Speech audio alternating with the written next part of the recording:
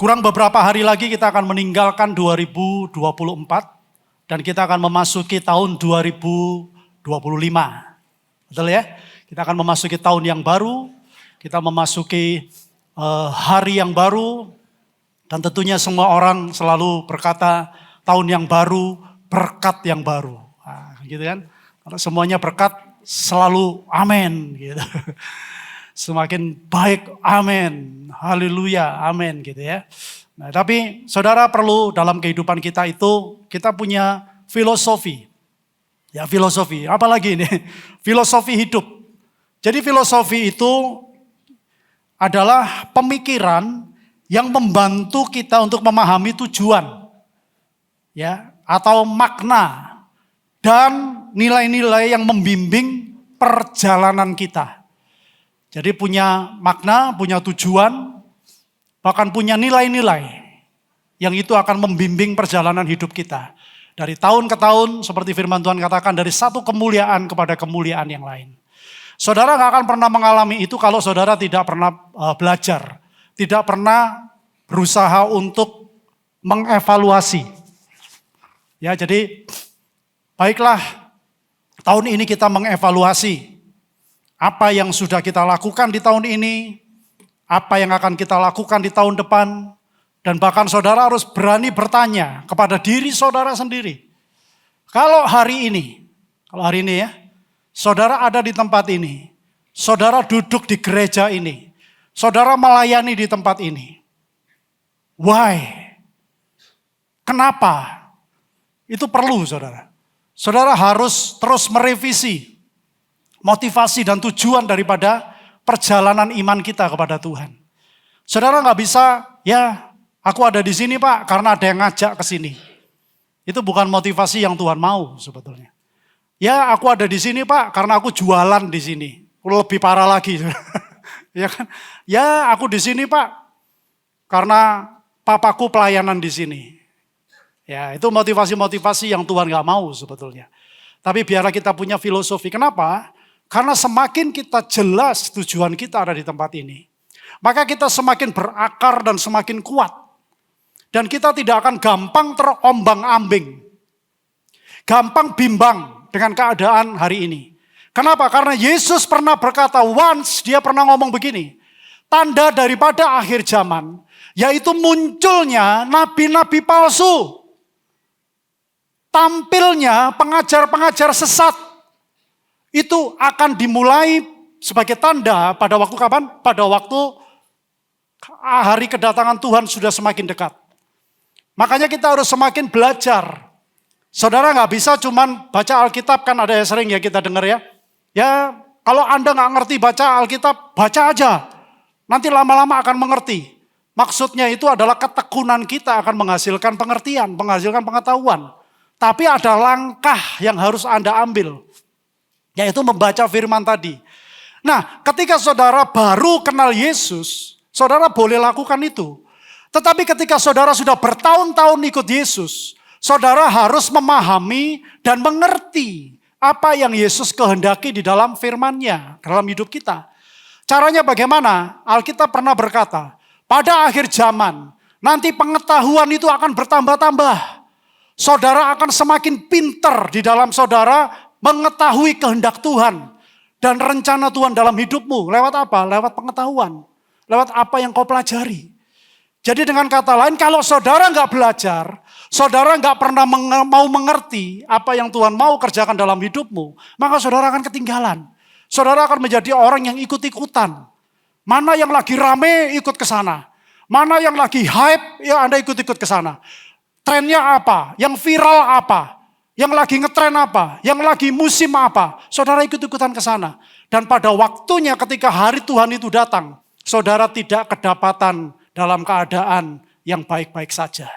Saudara, ini sangat berbahaya. Kenapa? Karena orang Kristen gak cukup cuman mengerti. Yesus gak pernah ngajarin kita supaya belajarlah firman Tuhan. Bukan. Tapi engkau mengerti firman Tuhan, lakukan firman itu. Kalau saudara mau melakukan firman, tapi saudara gak ngerti apa yang harus engkau lakukan. Bagaimana saudara mau melakukan? Gak bisa. Saudara harus belajar. Sekarang ini sangat canggih ya. Semuanya sudah ada di platform, semuanya ada di medsos, semuanya ada di macam-macam aplikasi yang saudara pegang. Saudara harus belajar. Saya bersyukur, saya diberikan kesempatan untuk ngajar saudara. Kenapa? Orang yang ngajar harus belajar dulu. Saya belajar dulu, apa yang saya sampaikan ini bukan saya lebih pintar saudara, enggak. Karena saya juga buka YouTube, saya buka konkordansi, saya buka yang ada relate, yang ada relasinya, yang ada hubungannya dengan firman yang akan saya bagikan.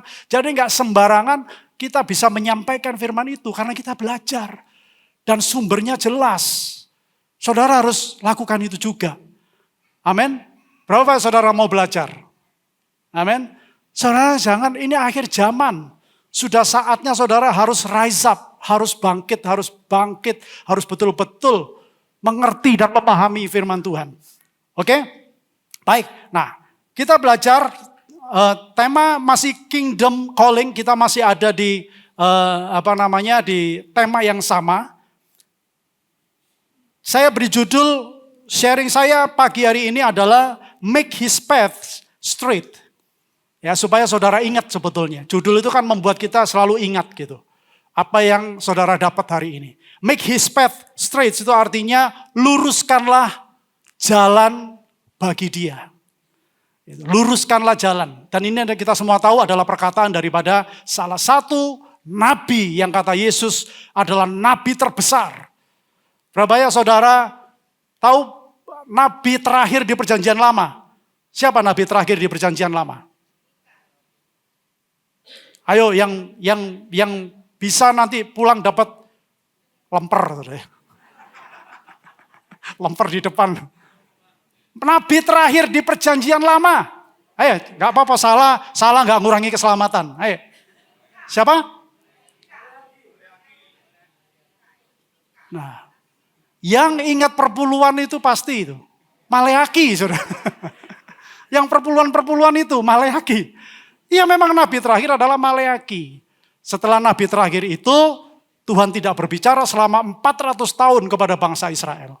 Dan siklus dosa, kalau saudara perhatikan ya kita belajar, selalu seperti itu. Jadi ada yang namanya itu siklus dosa. Siklus dosa itu apa? Perjalanan daripada bangsa Israel.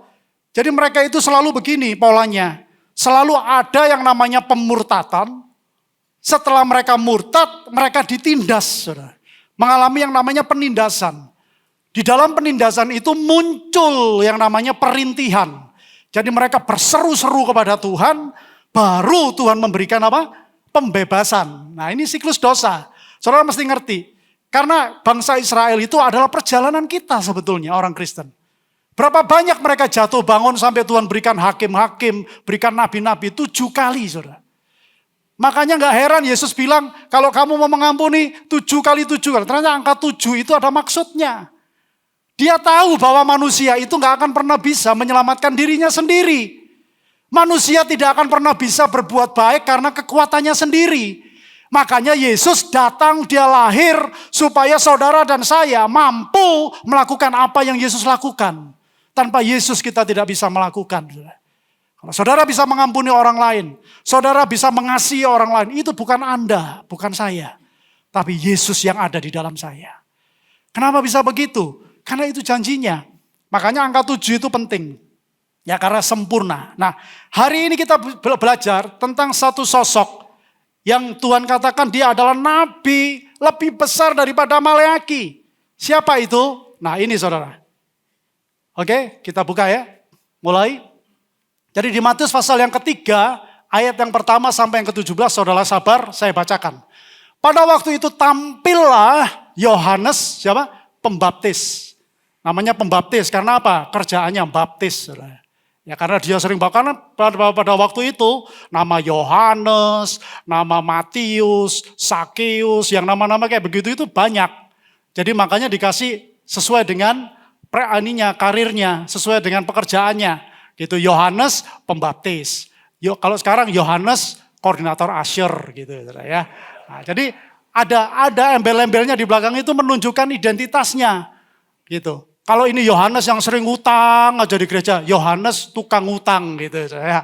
Jadi Yohanes Pembaptis di padang gurun Yudea dan memberitakan, bertobatlah sebab kerajaan sorga sudah dekat.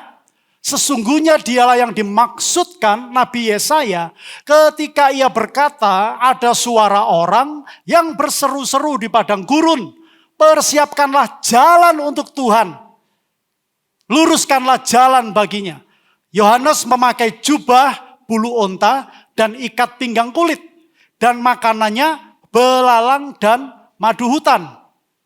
Maka datanglah kepadanya penduduk dari apa? Yerusalem. Ini penting saudara.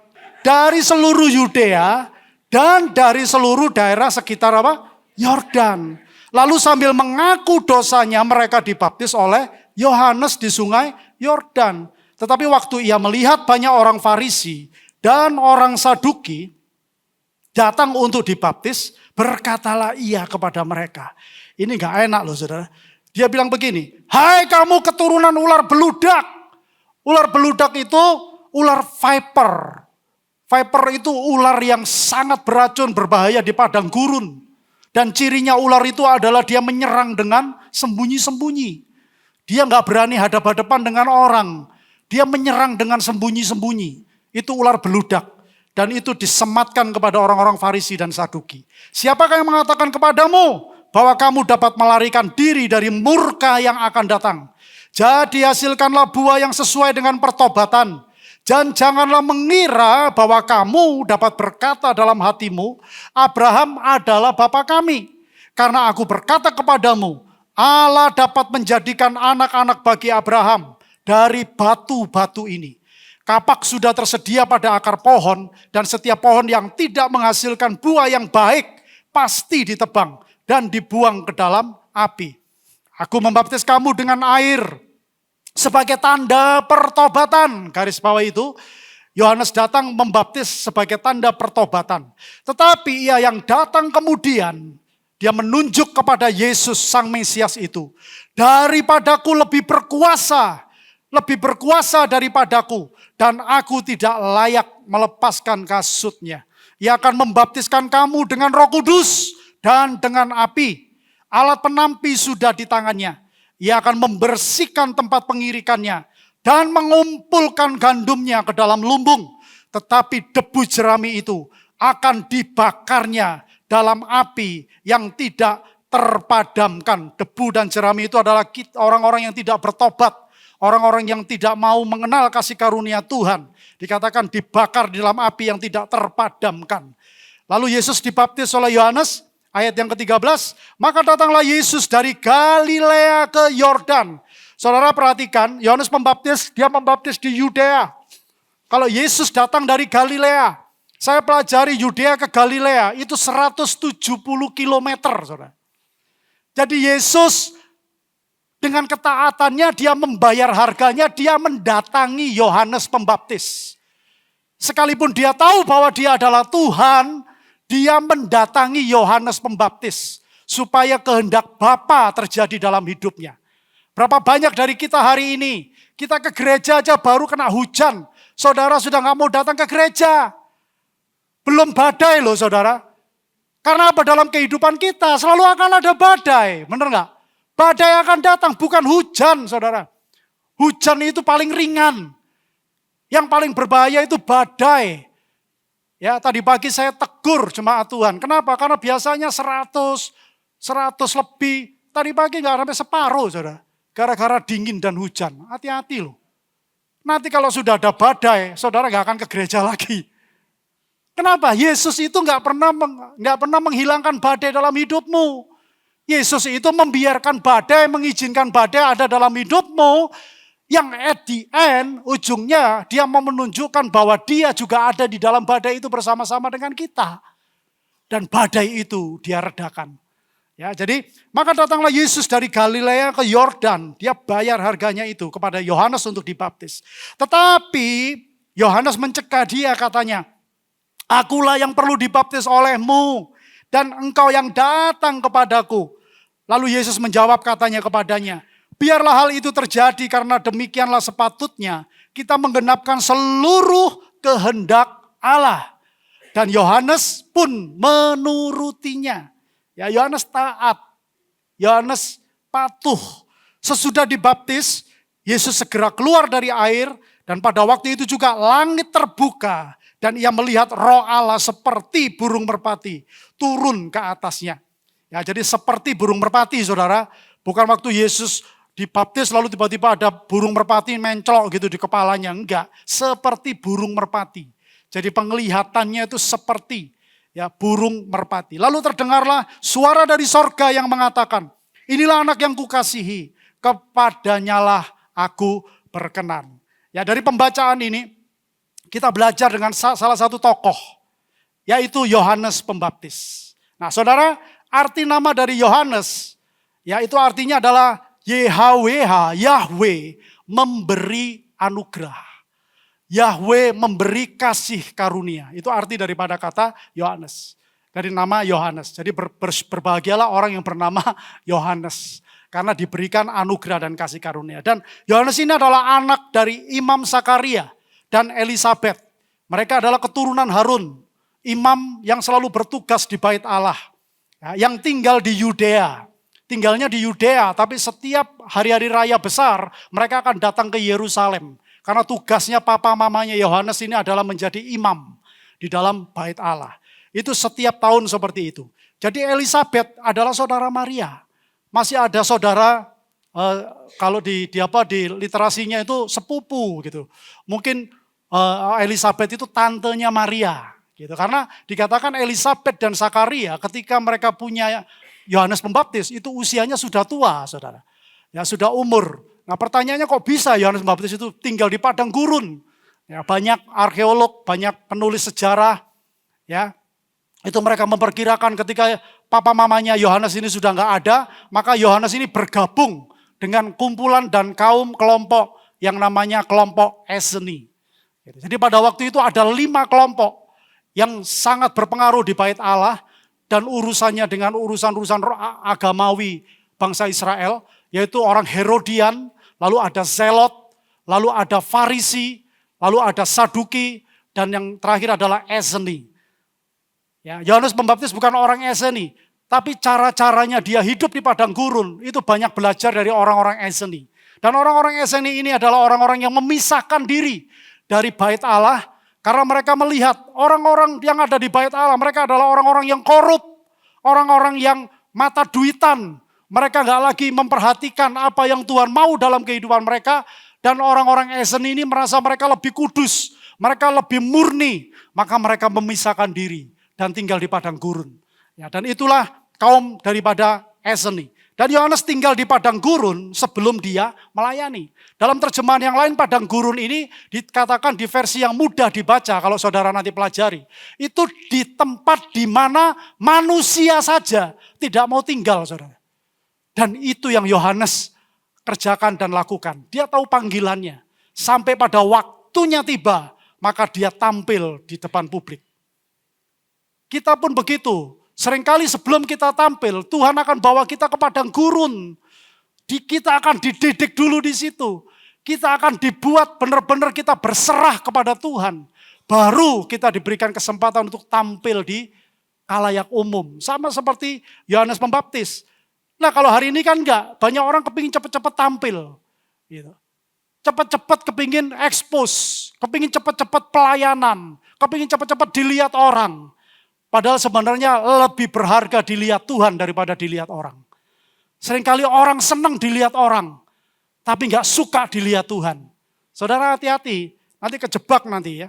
Nah oke, nah selanjutnya padang gurun ini di Yudea. Saudara kalau perhatikan padang gurun Yudea itu ada di Jordan River itu adalah tempat di mana Yohanes Pembaptis hidup. Di Qumran, ya di padang gurun. Dan padang gurun ini penting bagi sejarah Israel. Kenapa? Karena Taurat itu diberikan juga kepada Musa di padang gurun. Gitu. Lalu kejadian-kejadian penting dalam sejarah Israel itu terjadinya di padang gurun, bukan di Yerusalem tok.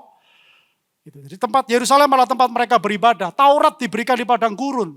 Lalu Yudas Makabe melangsungkan perang gerilya. Itu di padang gurun. Yudas Makabe hidup pada waktu Daud dan Salomo. Ya, pada waktu ada pemberontakan, lalu komunitas Eseni yang tadi saya sebutkan, itu juga tinggal di Qumran.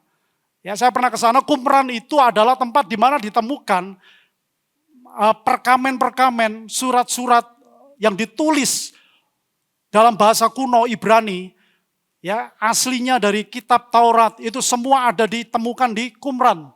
Gitu. Jadi secara sejarah pun mencatat itu. Nah, Yohanes Pembaptis mengatakan pada waktu dia tampil, bertobatlah, kerajaan Allah sudah kerajaan surga sudah dekat. Kalau di Matius itu kerajaan surga. Nah, saudara, kalau saudara berpikir kerajaan surga itu apa, saudara? Oh, nanti Pak, nggak ada tangis dan air mata. Kerajaan surga itu apa? Oh, nanti Pak, kita nyanyi 24 jam. Kita menyembah dia, tersungkur, menyembah dia, tersungkur. Itu sorga, ya, kerajaan surga. Seperti itu, Pak. Nah, kita belajar, saudara. Jadi pada waktu Yohanes Pembaptis dia bilang bertobatlah. Ya.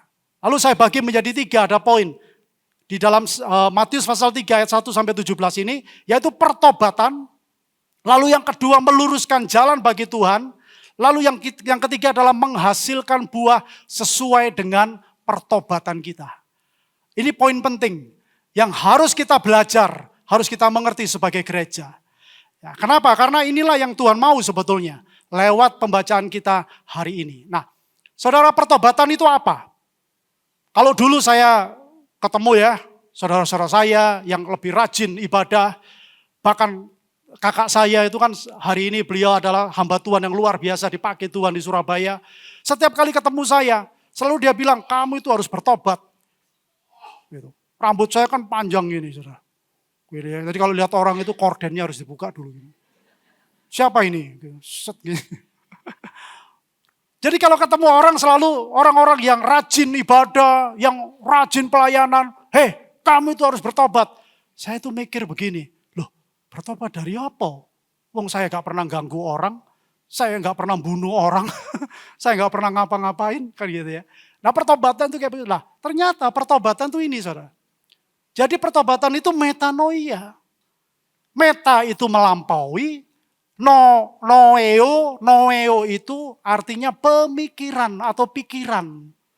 Jadi orang Kristen harus bertobat itu artinya dari pemikiran.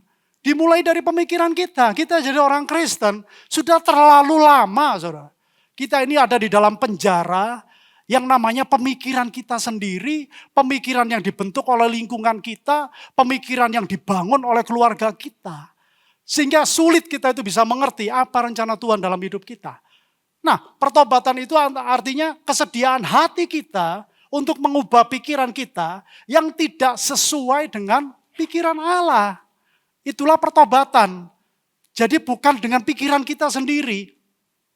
Atau mengambil sebuah keputusan untuk melepaskan pikiran atau pandangan yang lama yang tidak sesuai dengan iman Kristiani dan menggantinya dengan lensa pandang yang sesungguhnya lewat lensa Injil. Lewat firman-Nya. Jadi segala sesuatu yang saudara dan saya lakukan harus sesuai dengan apa yang Tuhan pandang. Tuhan gak cari orang baik, saudara. Enggak. Karena memang tidak ada satupun dari kita yang baik. Gak bisa kita di hadapan Tuhan ngomong, oh aku sudah baik. Aku ibadah, aku gak pernah nyakitin orang. Aku kalau hutang bayar. Aku kalau melakukan yang halal yang berdosa, aku gak berani.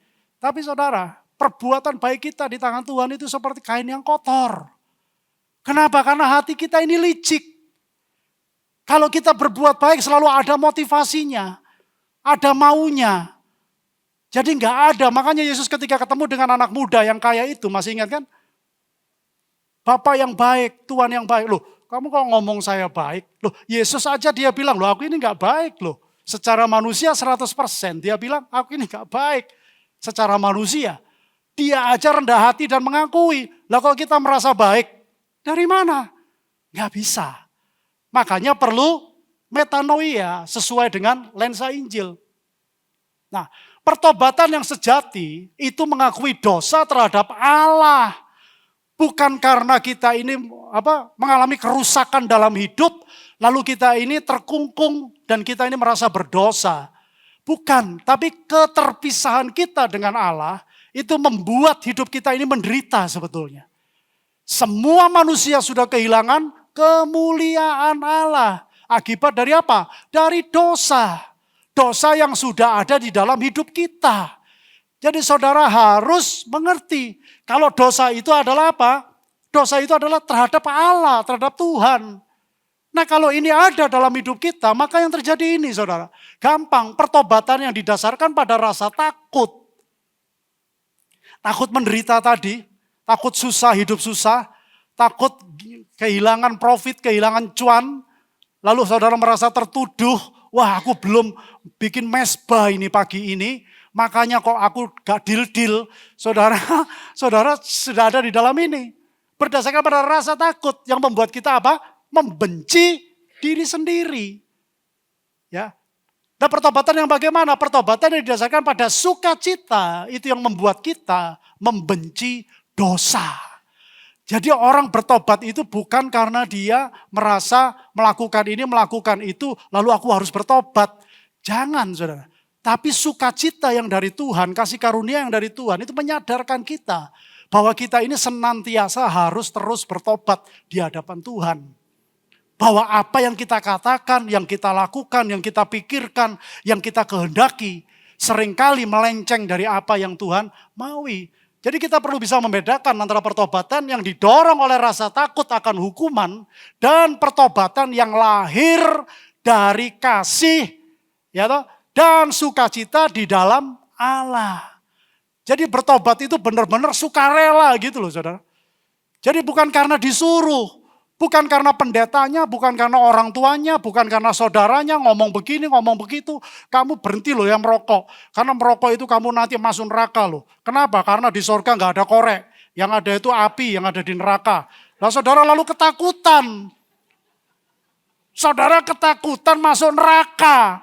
Makanya saudara bertobat. Itu yang Tuhan gak kehendaki. Kenapa saudara? Nanti kalau nggak ada orang yang ngomong, saudara di WC, di toilet, di tempat yang sepi, saudara ngerokok lagi. Ngerti nggak maksud saya saudara? Jadi pertobatan itu bukan didasarkan pada rasa takut, tapi sukacita. Oh Yesus sudah mati di atas kayu salib ganti aku. Yang harusnya aku ini mati dan jadi kutuk. Aku ini harus bertobat, harus hidup sesuai dengan lensa Injil, sesuai dengan firman Tuhan. Ya, jadi sukacita di dalam Allah itu yang akan membawa kita menuju pada keselamatan yang tidak akan disesalkan. Tetapi dukacita yang dari Tuhan, dukacita yang dari dunia ini menghasilkan apa? Kematian. Nah, saudara boleh memilih hari ini. Saudara bertobat ya, yang menghasilkan dukacita, tetapi ujungnya adalah sukacita. Atau saudara hari ini bertobat karena ketakutan dan ujungnya adalah kematian. Pilih yang mana? Kalau saya lebih milih yang sukarela saja. Untuk bertobat dan mengikuti apa yang menjadi kehendak Tuhan. Jadi rasa takut seringkali timbul dari kesadaran akan hukuman atau konsekuensi dosa. Makanya gak heran pikiran kita itu orang yang masuk sorga adalah orang yang baik-baik Pak. Orang yang gak punya dosa Pak. Orang yang pada waktu dia mati dia lagi melayani. Kayak saya gini lagi berkhotbah. Tiba-tiba Tuhan ambil nyawanya dan mati masuk sorga. Siapa bilang? Gak ada ayatnya kayak begitu. Kalau saudara dan saya tujuan akhir daripada kehidupan kita ikut Yesus cuman untuk cari sorga dan neraka. Saudara cialat loh. Iya karena apa? Saudara ibadah cuma terpaksa. Saudara cuma melakukan semua itu kembali kepada hukum-hukum Taurat. Nanti kita lihat. Dan Tuhan benci itu. Tuhan gak suka dengan itu. Saudara perhatikan ya, ketika pertobatan hanya didorong oleh rasa takut, fokusnya cenderung pada rasa apa? Malu dan kebencian terhadap diri sendiri. Makanya gak sedikit hari-hari ini orang bunuh diri, tertuduh, ya gara-gara dibully dan sebagainya, membuli orang lain. Itu semua akibat daripada dosa yang terus gak bisa diekspos. Gak mau terus terang, gitu. Gak mau terbuka dengan sukacita. Tertekan, gak mau ngomong. Itu bukan tujuan dari gereja. Gereja di tempat ini kita sama-sama sedang dibentuk. Kita dibuat menjadi serupa dengan Allah, nggak ada yang sempurna. Hal ini dapat menyebabkan seseorang itu terperangkap di dalam penyesalan yang mendalam, tanpa menemukan kebebasan sejati di dalam kasih karunia Allah. Sekali lagi, kalau Bapak, Ibu, Saudara, dan saya ada di tempat ini hari ini, kita ada sebagaimana kita ada, semua karena kasih karunia Tuhan. Kalau kita kembali kepada hukum yang lama, kita semua ini gak ada satupun yang boleh masuk di tempat ini loh saudara. Kalau ini adalah ruang maha kudus. Kita semua sudah mati di atas, mati di luar. Kenapa? Karena Tuhan kudus. Dia gak bisa ketemu dengan yang tidak kudus. Tapi lewat Yesus kita bersyukur. Kita dikuduskan, kita dibenarkan. Ya, jadi sukacita dalam pertobatan muncul ketika seseorang memahami kasih dan pengampunan Allah melalui Kristus. Saudara baca Lukas 15 ayat yang ke-7.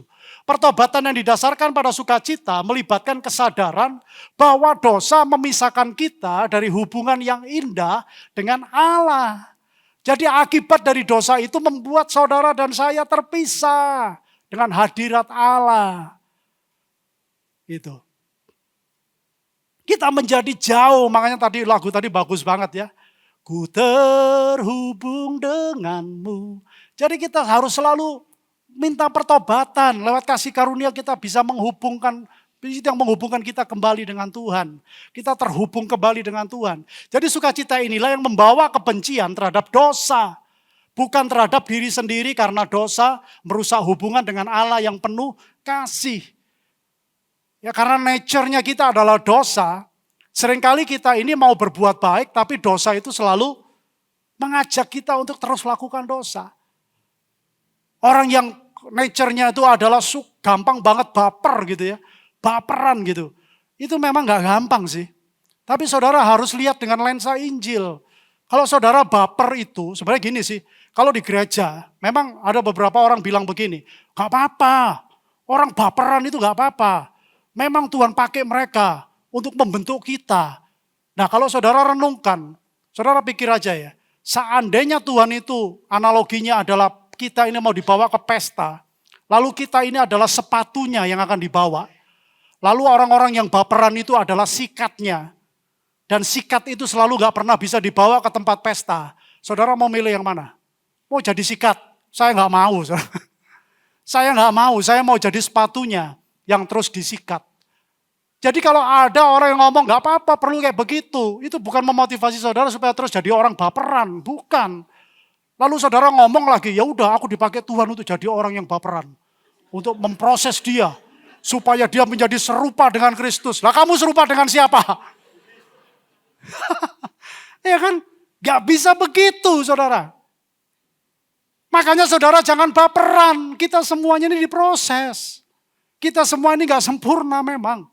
Kita sedang disempurnakan. Jangan ngambulan gitu loh. Apalagi ya memang inilah pekerjaan ya. Saya sekali lagi, saya gak ngero-ngero saudara. Tapi inilah pekerjaan setan memang. Setan itu gak bekerja di kuburan-kuburan saudara. Itu semua memang teman-temannya sudahlah. Setan itu kerjanya di mana? Di tempat-tempat yang baik, di gereja, di bait Allah. Gitu. Ya. Nah makanya kita memilih. Jangan, jadi bertobat dengan hati yang dipenuhi oleh kasih karunia Allah. Orang kalau tahu bahwa hidupnya oleh karena kasih karunia Allah, dia gak akan gampang menghakimi orang lain, saudara. Karena dia sendiri dapat kasih karunia. Karena dia sendiri juga dilayakkan. Kita ini gak layak tapi dilayakkan. Gitu. Nah kalau orang nuding-nuding orang lain, menghakimi orang lain, itu sebenarnya orang yang merasa dirinya paling benar. Coba nanti kita lihat. Bahaya loh, sukacita dari Injil itu membebaskan kita dari rasa bersalah yang menghancurkan dan memberi kita kekuatan untuk membenci dosa tanpa kehilangan identitas kita sebagai anak-anak Allah. Saudara kalau jatuh, bangun. Saudara jatuh, bangkit lagi. Gitu. Saudara kepleset, jatuh, bangun lagi. Itulah memang nature-nya kita. Dan itu sudah ada di zamannya Israel, zamannya perjanjian lama saudara. Makanya perlu kita itu penebusan dosa. Ya, tapi jangan sengaja menjatuhkan diri. Persoalan kalau yang sengaja menjatuhkan diri lalu hari Tuhan datang, ya sudah selesai. At the end kan. Jangan saudara, tapi kita berlomba-lomba. Nah, pada waktu itu ada dua kelompok masyarakat yang hadir pada saat Yohanes tampil. Yang pertama adalah orang-orang Yerusalem, Yudea, dan seluruh daripada daerah sekitar Sungai Yordan. Dan Alkitab berkata, muridnya Yohanes Pembaptis banyak, saudara. Banyak banget. Kenapa bisa begitu? Karena mereka semua ini merindukan sebuah pemulihan, sebuah pembebasan, sebuah berkat gitu, yang secara materi, secara kelihatan. Itu dirindukan oleh bangsa-bangsa Israel pada waktu itu. Makanya pada waktu Yohanes Pembaptis bilang, kerajaan Allah sudah dekat. Dia sudah ada di tangan kita. Mereka termotivasi. Mereka melihat figur daripada Yohanes Pembaptis. Wah, 400 tahun Tuhan diam. 400 tahun Tuhan gak ngomong apa-apa sama kita. Tiba-tiba tampil Yohanes Pembaptis. Wah, terus bajunya kulit unta. Makannya belalang dan madu. Jadi belalang dicelupin madu gitu. Dimakan. Ada yang pernah makan itu? Ya, dan saya bayangkan, ya gak mungkin lah. Yohanes masa tiap hari makan belalang dan madu, lama-lama kan dia begini. Ya enggak lah. Karena itu musiman, jadi makan belalang dan madu itu gambaran daripada apa? Gambaran daripada kesederhanaan. Karena belalang pada waktu itu melimpah di padang gurun. Makanya Alkitab kan bilang di Maleakhi, belalang pelahap, belalang pelompat, belalang pengerip, macam-macam kan belalangnya. Ya kan? Nah, itu yang dimakan sama Yohanes Pembaptis.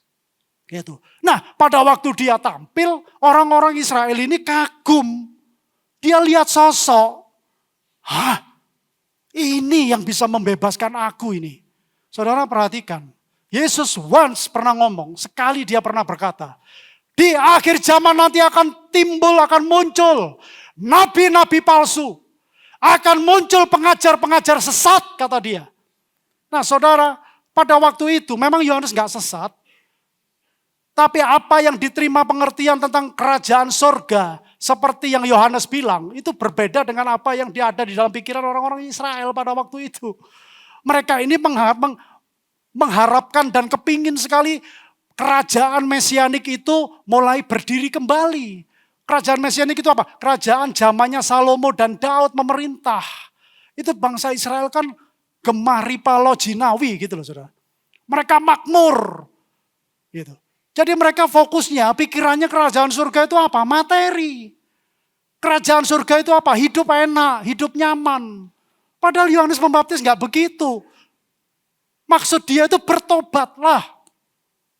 Dari cara pemikiranmu yang salah, bertobat. Tapi bangsa Israel pada waktu itu, dia menerima dengan cara yang berbeda yang salah. Bahkan ketika ditampilkan oleh Yahweh, dua-duanya mirip loh saudara.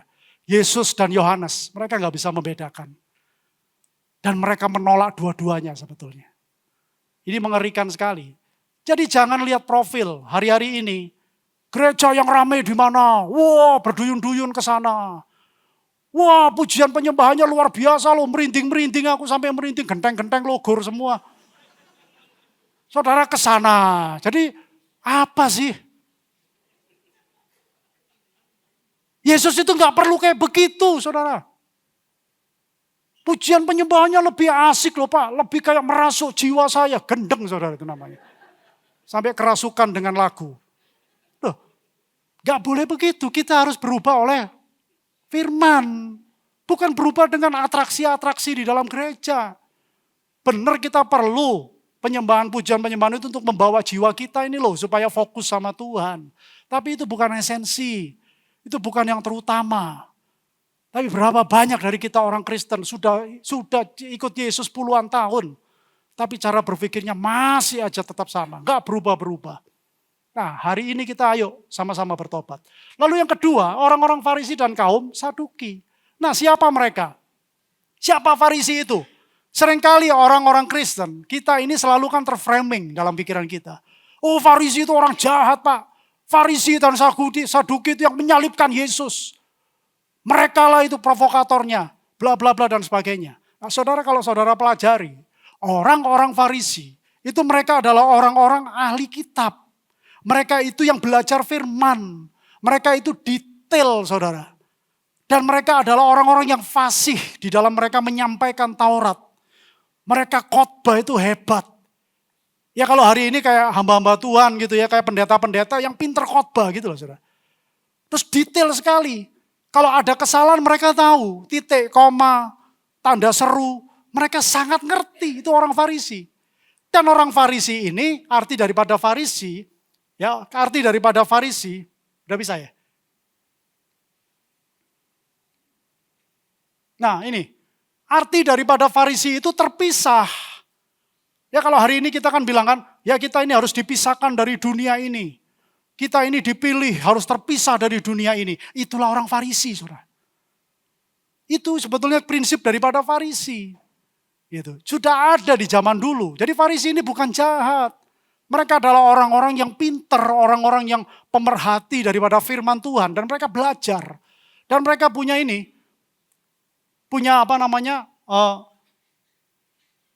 tradisi-tradisi lisan. Jadi di luar dari bait Allah, mereka juga punya tradisi-tradisi lisan. Yang tujuannya membawa mereka itu menjadi hidup takut akan Tuhan dan mengenal Tuhan secara pribadi dalam hidup mereka. Tapi yang kaum satunya, orang-orang Saduki, yang artinya itu adalah Sadok. Anak-anak Imam Sadok, masih ingat kan? Zamannya Daud dan Salomo, itu ada imam-imam yang memimpin mereka beribadah, imam-imam Sadok. Itu golongan imam dan ningrat yang melayani di bait Allah. Mereka orang-orang kaya, saudara. Mereka tuan-tuan tanah. Ya kalau hari ini gitu di gereja gitu ya, mereka itu adalah donaturnya gereja. Itu orang Saduki ya. Ngerti ya? Jadi Farisi dan Saduki ini bukan orang jahat. Mereka orang baik. Cuman Yesus mengecam mereka kenapa? Ini ya. Tapi Saduki dibenci oleh rakyat. Kalau Farisi mereka disukai oleh rakyat. Kenapa dibenci? Karena mereka ini orang-orang Saduki. Dekat dengan tentara-tentara Romawi dan jenderal-jenderalnya Romawi yang pada waktu itu menjajah bangsa Israel. Jadi mereka ini punya kedekatan dengan penjajah. Makanya rakyat gak suka. Tapi kalau sama orang-orang Farisi, mereka suka. Gitu. Dan repotnya dua-duanya ini mereka menolak. Menolak siapa? Menolak Yohanes Pembaptis dan juga menolak Yesus. Makanya Yesus bilang, kamu dengerin aja mereka ngomong apa, ngajarin apa, tapi jangan kamu ikuti. Jangan kamu lakukan. Kenapa bisa begitu? Karena mereka ini mengajarkan berdasarkan kitab-kitab yang mereka ngerti, tetapi mereka tidak melakukan. Dengan kata lain, mereka ini adalah, ini saudara, munafik. Munafik itu apa? Ya ini, mereka menyebut nama Tuhan dengan mulutnya, tetapi menyangkal dia dengan cara hidup mereka. Yang mereka gak punya kasih. Orang kalau gak punya kasih, itu sebenarnya gak hidup di dalam kasih karunia loh saudara. Makanya Yesus kan bilang, kalau kamu gak bisa mengampuni saudaramu, kamu gak bisa diampuni. Kenapa? Karena kamu itu sebetulnya juga gak baik-baik banget kok sama aku. Gitu. Makanya kita harus cepat mengampuni, cepat melupakan. Gitu. Ya, oke. Jadi yang kedua, meluruskan jalan bagi dia. Apa ini? Di Yesaya 40 ayat 3-5. Yang tadi dikatakan, ada suara yang berseru-seru di padang gurun. Luruskanlah jalan bagi dia. Ya, saudara masih ingat kan ada lagunya, ratakan tanah bergelombang, timbunlah tanah yang berlubang, menjadi siap dibangun di atas dasar iman. Itulah sebetulnya yang dimaksud oleh Yesaya. Jadi ada lubang-lubang, ada kelak-kelok di dalam hidup kita yang harus diluruskan. Kalau zaman dulu ada raja mau datang, maka jalan itu harus dibersihkan. Jalan itu harus dibuat yang rata. Jalan itu tidak boleh berbelok-belok, harus yang lurus. Nah, kita semua menantikan kedatangan Tuhan yang kedua. Kedatangan Tuhan yang pertama, diluruskan jalannya oleh Yohanes Pembaptis, tapi mereka menolak. Tapi kedatangan Tuhan yang kedua, lewat gerejanya, dia berdoa supaya saudara dan saya menjadi alat di tangannya untuk meluruskan jalan bagi dia. Membuat kedatangannya menjadi lebih mudah. Dan saudara dan saya akan hidup di dalam pemerintahannya. Itulah tujuan gereja, saudara. Ya, jadi meluruskan jalan. Nah ini, dengar. Di dalam versi yang mudah dibaca. Persiapkan jalan di padang gurun bagi Tuhan. Ratakan jalan di padang gurun bagi Allah kita. Setiap lembah harus ditimbun. Ratakan setiap gunung dan bukit. Luruskan jalan yang berbelok-belok. Ratakan tanah yang berlekuk-lekuk. Kemudian kemuliaan Tuhan akan dinyatakan. Dan semua orang bersama-sama akan melihat kemuliaannya. Ya, itulah yang telah dikatakan Tuhan sendiri. Gereja ada hari ini untuk kemuliaan bagi namanya. Saudara nggak bisa mempermuliakan dirimu sendiri, nggak bisa. Kenapa? Karena kemuliaan yang Tuhan taruh dalam hidupmu, tujuannya untuk mempermuliakan Tuhan yang akan datang. Mempermuliakan Tuhan sebagai Raja dalam hidup kita. Makanya Yohanes Pembaptis itu tahu diri. Saudara. Waktu dia ditanya, apakah kamu Mesias? Bukan aku Mesiasnya. Apakah kamu Nabi Elia? Bukan aku. Aku hanya orang yang meluruskan jalan dan mempersiapkan jalan bagi dia. Saudara, itu yang Tuhan kehendaki dalam hidup kita. Ya, jadi jelas bahwa perlu ketaatan Yohanes, perlu kerendah hatian Yohanes. Kita belajar dari karakter-karakter daripada Yohanes ini. Ada keberanian daripada Yohanes. Dia nggak pernah sungkan. Kenapa sih orang itu bisa sungkan? Karena dia mau pleasure dari manusia. Dia mau perkenanan dari manusia. Dia mau diterima oleh orang lain. Dia mau terkenal di gereja sebagai orang yang baik. Saudara, jangan sekali-sekali menyentuh area itu. Kenapa? Karena apa yang baik di mata manusia belum tentu baik di mata Tuhan. Apa yang berkenan di mata manusia belum tentu berkenan di mata Tuhan.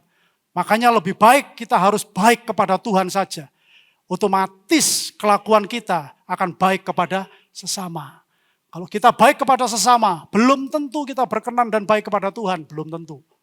Ya, jadi jelas kebesaran hati Yohanes, kesederhanaan Yohanes. Saudara, kesederhanaan itu bukan bicara tentang baju yang Yohanes pakai gitu ya. Lalu makannya dia belalang dan madu. Ya pada waktu itu gambaran kesederhanaan seperti itu. Tapi hari ini kesederhanaan itu adalah sikap hati kita. Bagaimana kita menyikapi setiap keadaan yang ada. Dalam kehidupan kita, dalam pelayanan kita, dalam keluarga kita. Itu kesederhanaan dibutuhkan. Gitu ya. Apalagi di zaman yang sekarang ini semakin susah. Gitu ya. Nah, oke, jadi perlu kejujuran. Nah, Filipi pasal yang ketiga. Paulus ngomong begini, saya tidak berkata bahwa saya sudah mencapai tujuan saya itu. Saya belum sempurna, tetapi saya terus berusaha untuk mencapai tujuan itu. Karena itulah yang sudah direncanakan oleh Kristus Yesus untuk saya sebelum dia memanggil saya menjadi milik kepunyaannya. Saya minta waktu 5-10 menit. Saudara-saudari, saya tahu bahwa saya belum mencapai tujuan itu. Tetapi mata saya hanya tertuju untuk mencapai sasaran ini saja. Saya melupakan semua hal yang sudah lewat dan berusaha sekuat tenaga untuk mencapai apa yang ada di depan saya. Paulus sadar diri. Dia ngerti bahwa di belakang dia memang gak berkenan kepada Tuhan. Apa yang dia lakukan itu bahkan di hadapan Tuhan sangat menjijikkan. Tapi ketika dia mengenal Yesus, mengenal Kristus sebagai Mesias. Saudara, Paulus ini adalah salah satu dari anak didik orang-orang Sanhedrin, yang muridnya Gamaliel, luar biasa pengetahuannya tentang Taurat. Tapi ketika dia berjumpa dengan Kristus, dia bilang semuanya itu adalah sampah. Kehidupan agamawi kita, semua itu adalah sampah. Tapi kasih karunia yang memampukan kita untuk berjalan di dalam rencananya. Jadi sama seperti saya ikut lomba lari, mata saya tetap tertuju kepada sasaran, yaitu hadiah kemenangan yang sudah disiapkan bagi saya di surga. Dan memang kita yang bersatu dengan Kristus, Yesus sudah dipanggil oleh Allah untuk mencapai sasaran surgawi itu. Jadi hendaklah kita semua menjadi dewasa secara rohani, mempunyai tujuan dan sasaran seperti saya. Dan kalau ada di antara kalian yang tidak setuju dengan ajaran ini, maka Allah akan memberikan pengertian dan memimpin kalian masing-masing ke jalan yang benar. Yang penting kita masing-masing tidak mundur dari tingkat kedewasaan rohani yang sudah kita capai.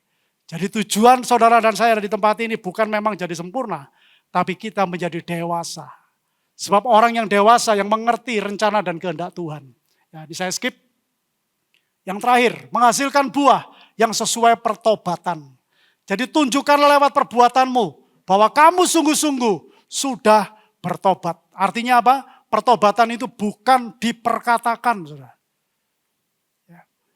Anak-anak PHW bisa naik. Pertobatan bukan diperkatakan. Tapi tanda orang bertobat itu dilakukan. Pada waktu kita melakukan, seringkali banyak orang gak suka. Kalau itu ada di dalam rencana dan kehendak Tuhan, duit, lakukan. Kenapa? Karena hidup bagi yang bertobat dan maut bagi yang tidak bertobat.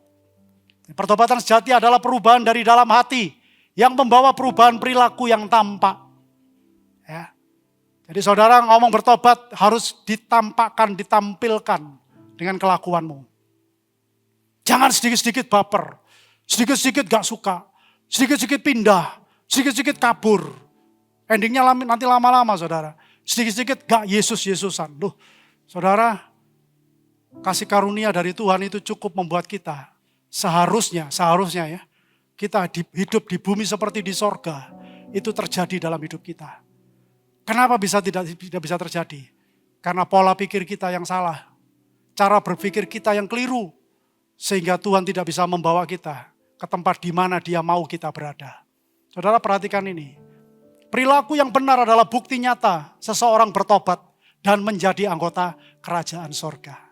Tadi Yohanes bilang bahwa baptisannya dia itu membawa sebagai tanda pertobatan.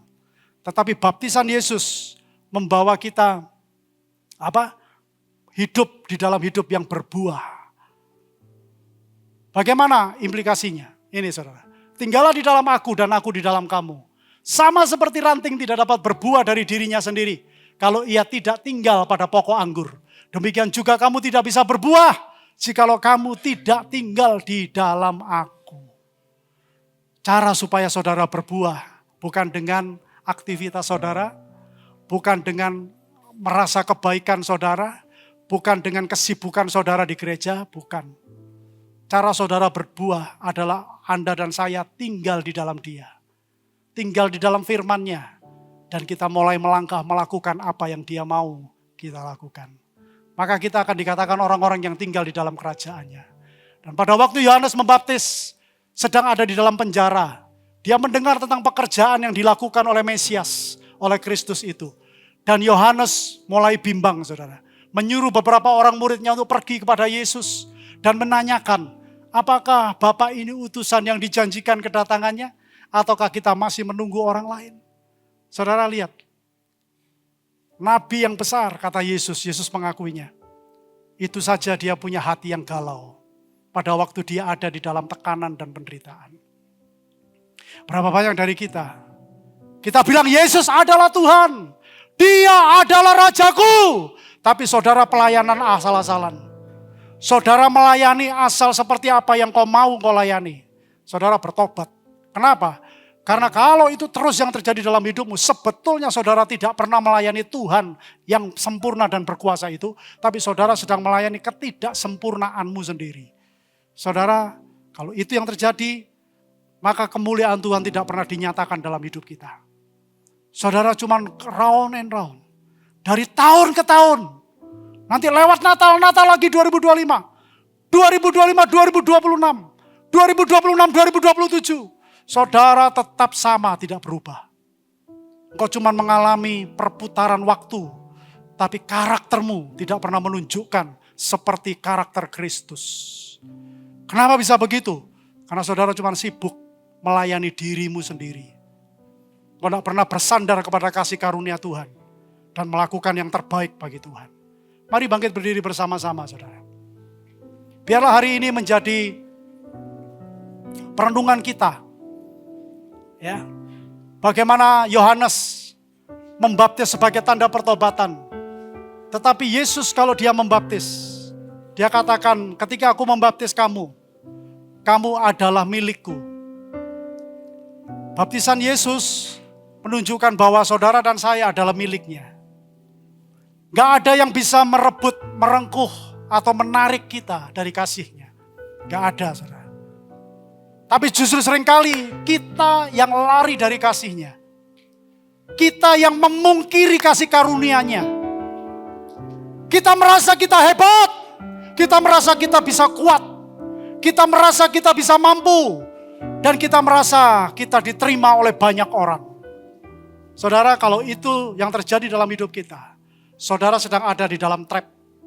Di dalam sebuah jebakan yang endingnya tidak pernah kemuliaan Tuhan dinyatakan dalam hidupmu. Kalau saudara mau, saudara harus berkata hari ini, apa adanya, saudara ngomong, kelemahan kekuranganmu, apa yang belum pernah engkau kerjakan seperti apa yang Tuhan mau engkau kerjakan.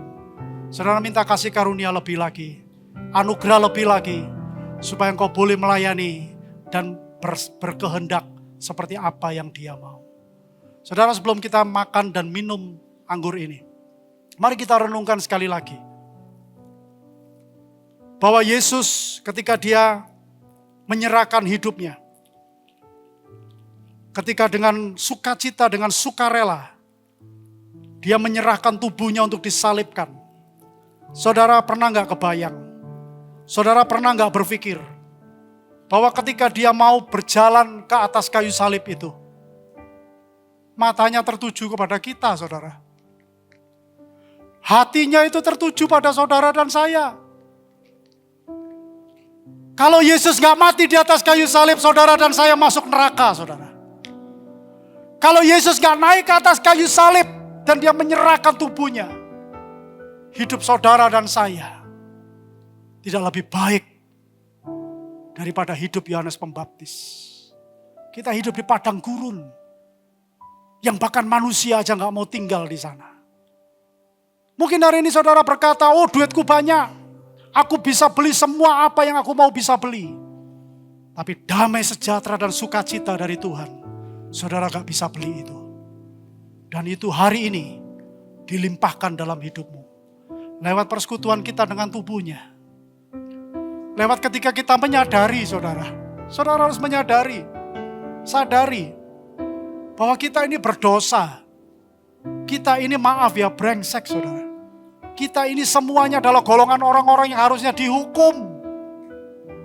Tapi ke atas kasih karunia Tuhan dalam hidup kita, Dia mau terus terhubung dengan kita. Percayakah saudara, roti yang kita angkat tinggi ini merupakan persekutuan kita dengan tubuh Yesus. Mari kita makan dalam nama Yesus.